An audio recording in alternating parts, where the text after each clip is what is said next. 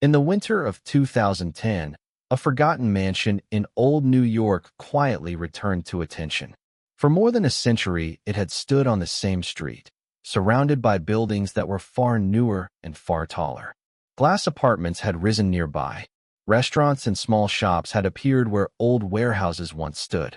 The city had changed around it in every possible way, but the mansion had not.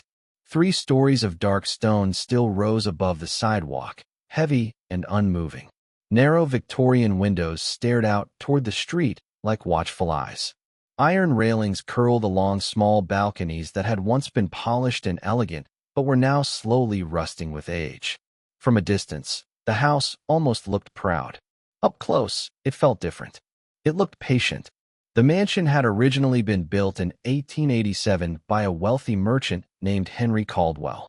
At the time, New York was expanding rapidly, and businessmen like Caldwell often built enormous homes to display their success. But Caldwell's mansion was not simply large. It was unusual.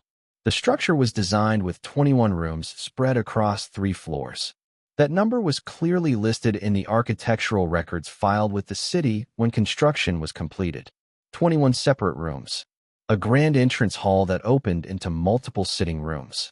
A formal dining room capable of hosting large gatherings. Private studies and reading rooms. 7 bedrooms on the upper floors. Servant quarters tucked near the back stairwell. And a basement level that stretched beneath the entire building. In its earliest years, the mansion was considered one of the most impressive homes in the neighborhood. Visitors described the interior as warm and elegant.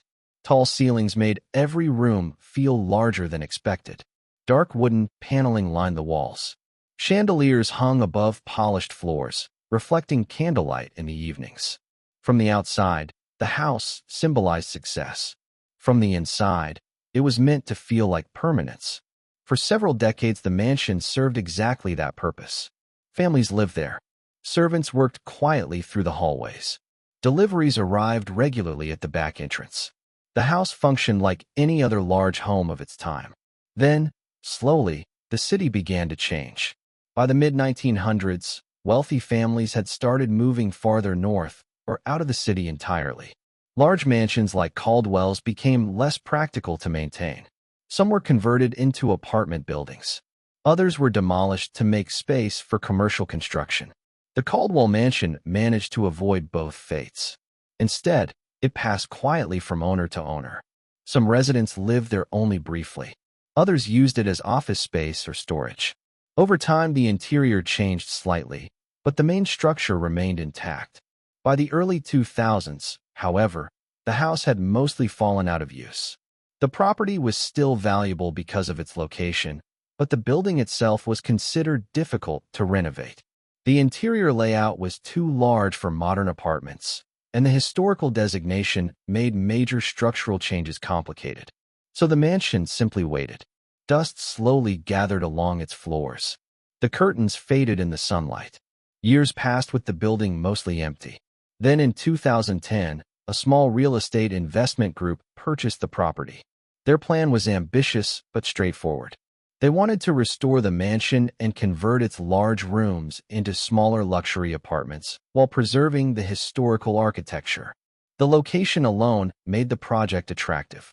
The building had strong bones, thick walls, solid staircases. Old structures like that often outlast newer buildings. The first step in any renovation project is simple. Survey the space. Measure every room. Map the layout. Understand the building before making any changes. So in early March of 2010, a small team of architects and construction workers entered the mansion for the first time. At first glance, the interior looked exactly as they expected. Dust coated the wooden floors. Sunlight filtered through tall windows, illuminating floating particles in the air. Some rooms still contained old furniture left behind by previous owners, chairs, cabinets, and tables that looked like they had been abandoned mid-move. But structurally, the building looked remarkably stable. The staircases were solid. The walls were thick and straight. The floors creaked slightly but held steady beneath every step. It was the kind of building that could easily survive another century with proper care. The architect leading the survey began mapping the interior room by room. Entrance hall, front sitting room, library, dining room, guest rooms, bedrooms, closets, storage spaces. By the end of the first afternoon, he had finished counting 20 rooms. He paused for a moment when reviewing his notes. That number seemed wrong, because according to the original blueprints filed with the city in 1887, the house contained 21 rooms. At first he assumed he had missed something. Large houses often contain small storage spaces or hidden servant corridors. Sometimes rooms are disguised as closets or narrow passages. So the team walked through the mansion again. This time they counted carefully. Every door, every hallway, every staircase. 20. Still only 20. The blueprint remained clear. 21 rooms. But the building only revealed 20. The discovery was puzzling but not alarming. Old houses are complicated. Walls get moved. Rooms get merged. Renovations over decades can alter original layouts. But when the architect compared the blueprint to the physical structure of the house, something strange appeared. The dimensions matched. The windows matched. The exterior walls lined up perfectly with the original drawings. Nothing seemed to be missing. And yet, one room had no place to exist. The blueprint showed it clearly on the second floor. A rectangular space located at the far end of the hallway between two bedrooms. According to the design, that room should have had a door opening into the hallway and a window facing the street. But when the workers stood in that exact hallway, there was only a wall. No door. No opening. Just a long section of plaster that looked identical to the rest of the corridor. At first it seemed like the blueprint must be wrong. But then someone suggested something simple. Measure the house. The crew measured the width of the hallway inside. Then they stepped outside and measured the exterior wall of the building. That's when the numbers stopped making sense. According to the outside measurements, the mansion was wider than the interior hallway suggested. There was space missing. Enough space for a room. The workers returned to the hallway and stood quietly in front of the wall where the 21st room should have been. One of them tapped the plaster with his knuckles. The first few taps sounded solid. Then near the center of the wall, the sound changed, slightly deeper, as if there was empty space on the other side. Everyone heard it. He tapped again. The hollow sound echoed faintly through the hallway. At that moment, the discovery stopped feeling like a simple architectural error. Because the blueprint had not been wrong. The room was still there, hidden behind the wall. And if someone had sealed an entire room inside the mansion, there was only one question left. Why? The workers stood in that hallway for a long time, staring at the wall. The mansion had been standing for more than 120 years. Families had lived there. Servants had worked there. Owners had come and gone. And somehow, during all that time, an entire room had disappeared. Or maybe it had never disappeared at all. Maybe it had simply been closed, waiting quietly behind the wall, for someone to finally notice the empty space. And in 2010, someone finally did. For several minutes after discovering the hollow sound behind the wall, no one moved. The workers simply stood there in the narrow second-floor hallway, staring at the plaster where the missing room should have been. The mansion was quiet except for the faint creaks that old buildings make when wind moves through their structure. It's a strange sound. Not quite noise, not quite silence. Almost like the building is shifting its weight. The architect checked the blueprint again, tracing his finger along the thin printed lines. According to the original drawing from 1887, the 21st room was supposed to sit exactly where they were standing. It had been designed as a modest bedroom, not especially large, but certainly not small enough to disappear. The door should have opened directly into the hallway. The window should have faced the street. But in reality, there was only a blank wall. One of the workers tapped the plaster again with his knuckles. The hollow sound echoed softly. That was all the confirmation they needed. There's definitely space behind there, he said. The renovation team contacted the property owners that afternoon. After a brief conversation, the decision was made quickly. If there was a hidden room inside the mansion, they needed to see it. But they were instructed to open the wall carefully. The house was historically protected, which meant unnecessary damage could cause problems. So the crew returned early the next morning with proper tools. By then, curiosity had spread throughout the entire renovation team. Workers who weren't even assigned to the second floor drifted upstairs just to watch what might happen. The hallway suddenly felt crowded. Dusty sunlight streamed through the window at the end of the corridor, casting pale light across the worn floorboards. The wall itself looked perfectly ordinary, giving no hint that an entire room might be hiding just inches away. One of the workers raised a hammer and tapped the plaster gently. The surface cracked easily. Small pieces of plaster broke away, falling to the floor in soft gray fragments. Beneath the plaster, thin wooden strips appeared, the old lath framework used in houses from the 1800s. The worker carefully pulled away several of the wooden strips. And behind them, there was darkness. Not brick, not insulation, just empty space. Someone leaned forward and shined a flashlight through the opening. For a moment, he didn't say anything. Then he stepped back slowly. "There's a room in there," he said quietly. The crew widened the opening slowly, removing more plaster and wood until the hole was large enough to step through. Dust drifted through the air as pieces of the wall were cleared away. Finally, one of the workers crouched and climbed through the opening. His flashlight beam swept across the darkness. The room was intact. That was the first thing everyone noticed.